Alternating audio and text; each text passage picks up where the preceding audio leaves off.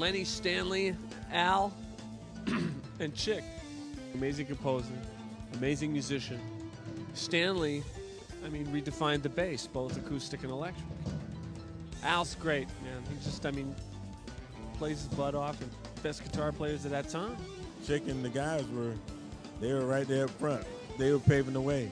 They're a big influence on me, and I'm just so excited, and I hope I can get a ticket to the show. I grew up listening kind of jazz fusion type of music. Weather Report, Chick Corea, Breaker Brothers, those kind of music. Very challenging and very innovative. Really pleases me to hear that Return to Forever will forever be around. That still, you can see the trends that they set are still evolving. Yeah, that was a major, major influence in our music of this time. It's going to be so awesome that they're going back on tour. And I think some of the people that missed that era, man, are going to really appreciate what they have to offer. You know, they touched me deep, you know, touched me way deep. I got chills, man. Oh, look, whatever they're going to do is going to be brilliant. You know, there's no way those guys are not going to sound wonderful. Well, they were part of the bands that brought the individual musicians to the forefront, like drummer like Lenny White, or a bass player like Stanley Clark. Everybody in the band had an identity. Part of what they were all about was being really creative, so I'm sure it's going to be amazing.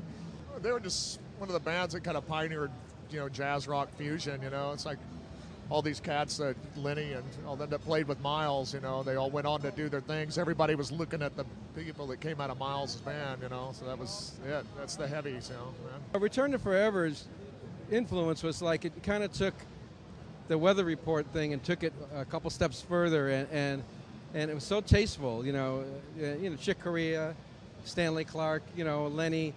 It just was just such an amazing band, and it's a real band, but they're a band, and that's the cool thing about it. I'm a big fan because Lenny White, for me, is like one of my heroes.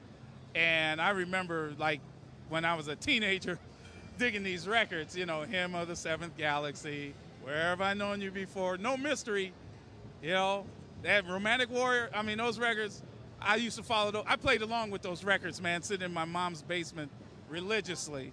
There were only two groups that really had like a real seminal impact in terms of what fusion is as we truly know it, and it was only about a 5-year period when it was really fusion, and then it kind of trailed off into something else. And that's Mahavishnu Orchestra and Return to Forever. So those two groups are definitely the seminal groups that helped define and shape the music.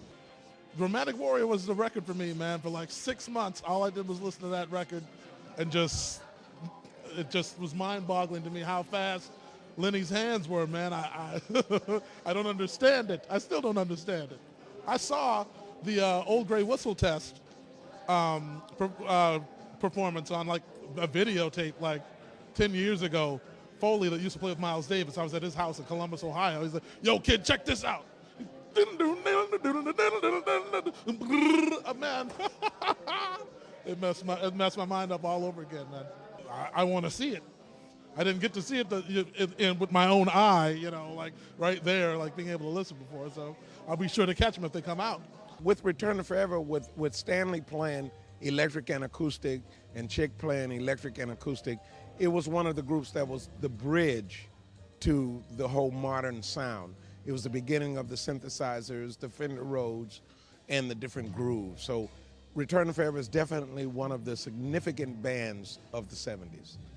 Return to Forever was a great band, and the sum of all the parts together made for a great musical marriage, and they're all nice guys and good friends of mine. What comes to mind is that there's going to be a whole new audience out there of young people that had never got to see that live, which will have a chance to see them live, which will be phenomenal. The thing about Return to Forever is it's the compositions that came first. The music was just so well written, and beautiful melodies, harmonically was fantastic. I was a big RTF fan.